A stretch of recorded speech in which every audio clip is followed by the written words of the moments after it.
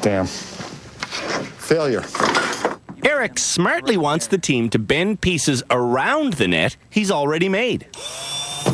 So let's talk language. If you bend it around this, what does that make this? A template or a jig. A jig, yes. Anything that you use that it's going to create a shape that it's going to help you make more shapes later is called a jig. A jig is very handy for this kind of stuff. Okay, go. The problem with Eric's jig is that it's not a jig. It's a full net, and its own handle will get in the way just as much as the junk on the table gets in the way. Oh, the drill's got to be moved. Johnny, all this stuff's got to be moved. Preparation, guys. With room to work, this jig will, well, it will almost work. Bring it over. Come on, guys. Work it, work it, work it, work it. It's bending here. Come on. If the handle was together, this would be perfect. Okay. Okay. When they do squeeze, the wood has already set. Careful, it's bending, breaking. Breaking. Say more. Eric understands the problem, and he decides to trace the hoop with screws. Okay, we got our jig. At first... Oh, frig. This screw jig doesn't seem to work. Go. But Eric remembers that stressing the wood in isolated areas makes it more willing to bend. Come on, Eric, you can do it. Leave me alone, leave me alone. When the wood is softened up, it happily squeezes around the jig. Get some clamps, the big ones, Angie. It's not even breaking, man. Good. It hasn't broke. Yay. It's a new record. Bent Wood by Canada's Worst Handyman. Catch it on the net at hooklineandsinker.com.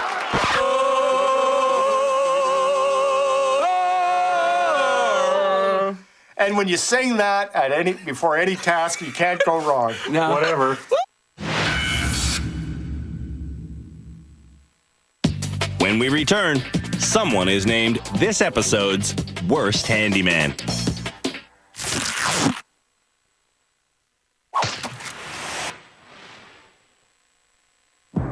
With only one episode left before we name the country's lousiest amateur builder, the nominees are getting nervous. I do believe that I am Canada's worst handyman. I'm always worried about being the worst. I honestly believe it's going to be me. I was doing good all the way to... Sorry, honey.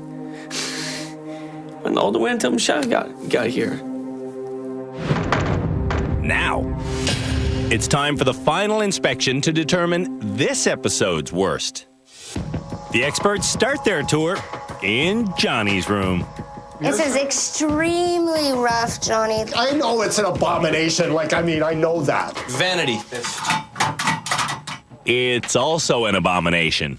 The drains are crooked. This is just unacceptable at this point in time.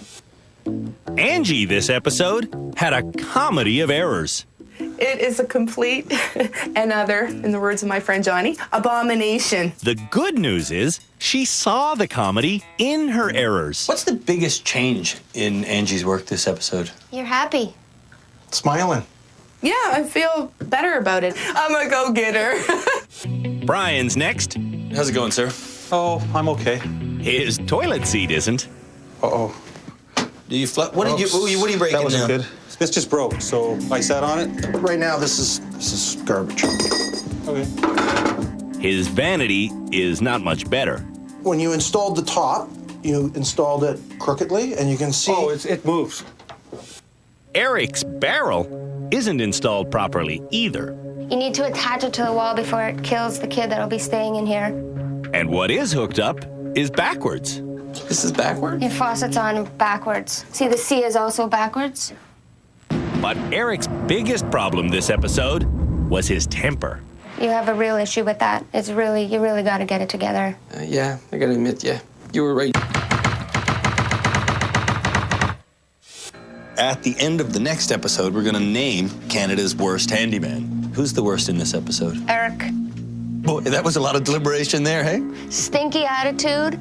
He acts like a 2-year-old when he gets flustered. Who do you got? Well, Johnny's vanity is nowhere near completed. It isn't put together properly. His toilet seat is totally useless. I consider his work poor, if not completely a failure.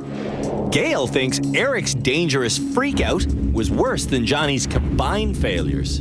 It was completely out of line, and I think that Eric needs to be the worst so that he is brought down a level. That sounds like a personal issue you have. You want him brought down a level? These temper tantrums have to be addressed, and it's by naming him the worst. I have a problem with that because his work is not perfect, but it's improving. No one is happy because it's time to name this episode's worst. But before we do that, let's talk about the most improved. And the most improved for this episode is the person who went through a major attitude change in this show. And that person is Angie. Angie used to get stressed out by mistakes. Here, you do it. But this episode, she smiled her way to the Golden Hard Hat, which makes her foreman of the next group challenge. Kiss of death. It's not the kiss of death. Johnny did really well today. Right. As foreman. Congratulations. And that brings us to the worst for this episode. And that person also went through a major attitude adjustment, except that person's attitude went down the toilet. And with it went the quality of this person's work. So, qu'est-ce qu'il y a dans la toilet seat? I don't know.